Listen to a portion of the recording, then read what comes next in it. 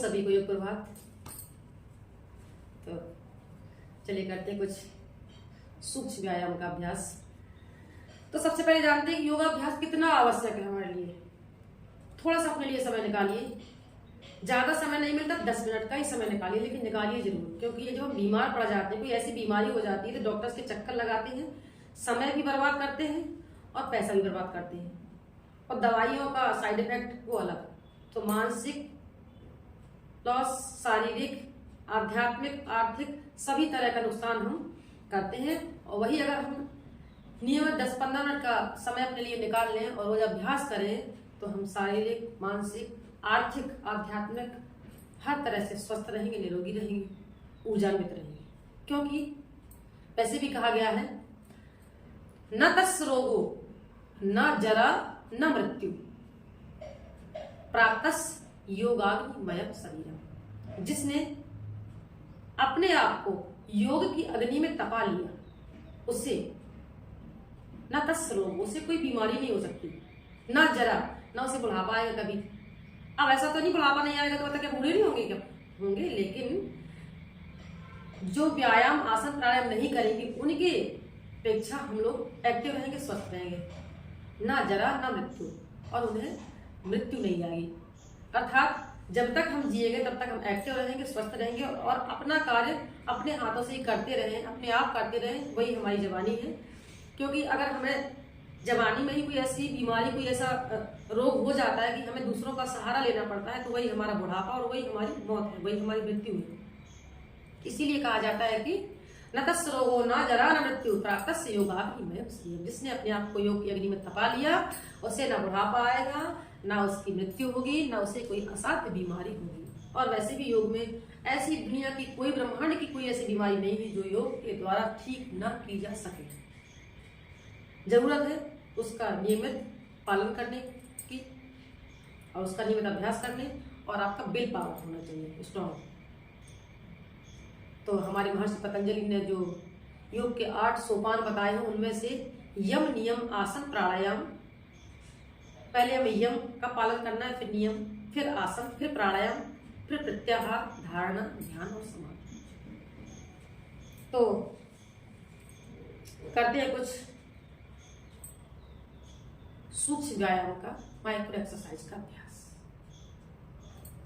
सबसे पहले करेंगे हम गर्दन के सूक्ष्म व्यायाम। हाथों को रख लेंगे इस तरह से नीचे सीधे, ताकि हमारी बैकबोन एकदम स्ट्रेट रहे। प्रयास करें जब भी बैठा करें स्ट्रेट बैठे, क्योंकि हमारा जो मेरुदंड जब सीधा रहता है तो एनर्जी का फ्लो जब प्रॉपर होता है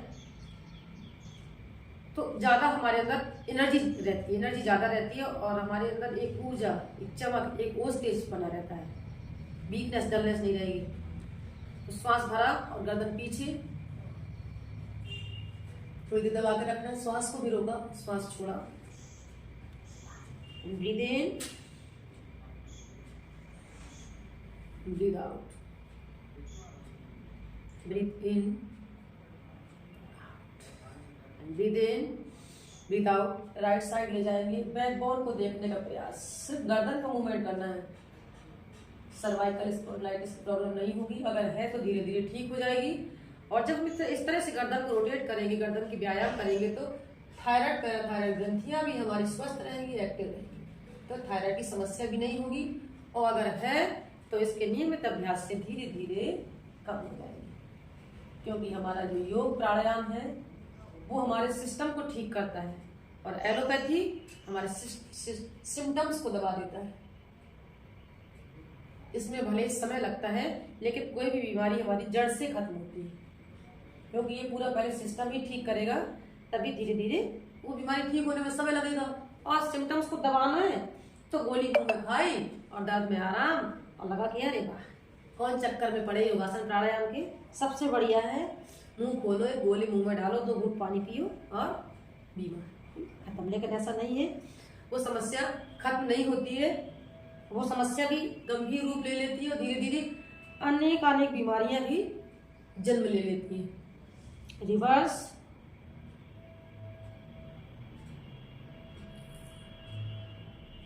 शोल्डर रोटेट, 1 2 3, रिवर्स, 1 2 3 इस तरह से इसका मैं चक्र, हाथों को रखा, breathe in up and breathe out down.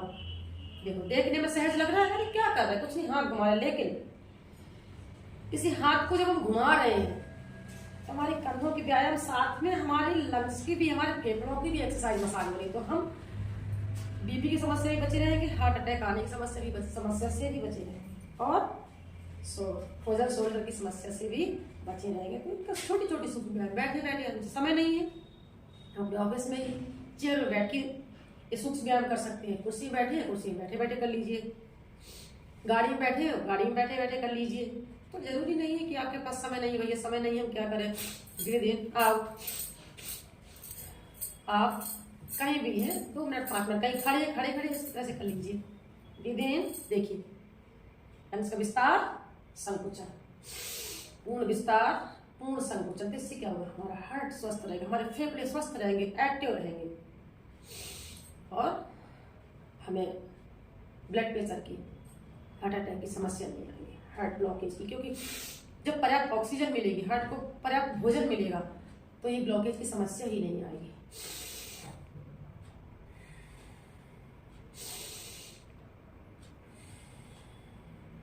हाँ, तो इस तरह से breathe in out, breathe in, यहाँ थप्पी देना जोर से पीछे, breathe out, breathe in out, in out, इस तरह से क्रॉस लॉक कर लिया और स्ट्रेट, ब्रीद इन, थोड़ा होल्ड, 1 2 3 4 5 6 7 8 9 10, स्माइल रखिए चेहरे में, इस तरह से 1 2 3 4 5 6 7 8 9 10, इस तरह से 1 2 3 4 5 6 7 8 9 10, इस तरह से गोल घुमा लेंगे। अब कमर को रोटेट कर लेंगे, 1 2, एक एक पार्ट्स की हमारी मसाज हो रही है, एक्टिव हो रही है, हमारे part, internal external part active हो रहे हैं, स्वस्थ निरोगी हो रहे हैं, ऐसा महसूस करिए। और इस तरह से कुछ सूक्ष्म व्यायाम कर लीजिए। हाथों को सामने लाए, ब्रीद इन, अंगूठा अंदर, मुट्ठी बंद, एंड ब्रीद आउट, अंगूठा बाहर, मुट्ठी बंद।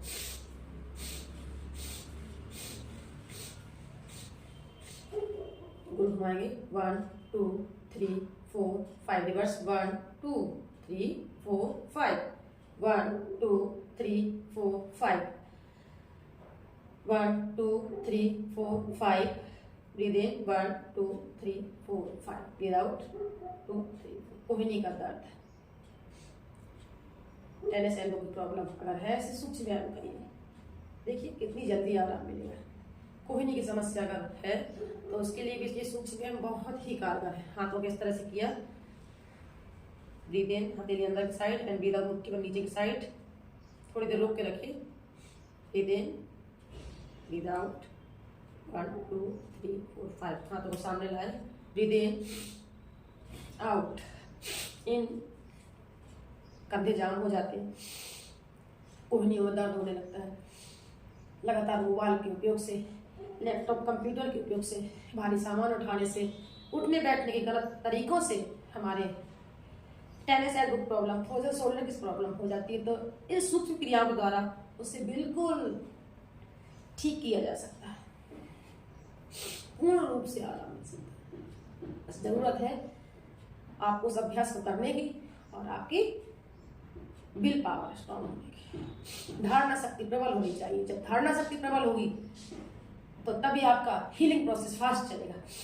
तो जैसी हीलिंग, जैसी फीलिंग वैसी healing. Relax, 1 2 3 4 5 6 7 8 9 10, breathe in out, out, breathe in out, ऊपर, इन, आउट।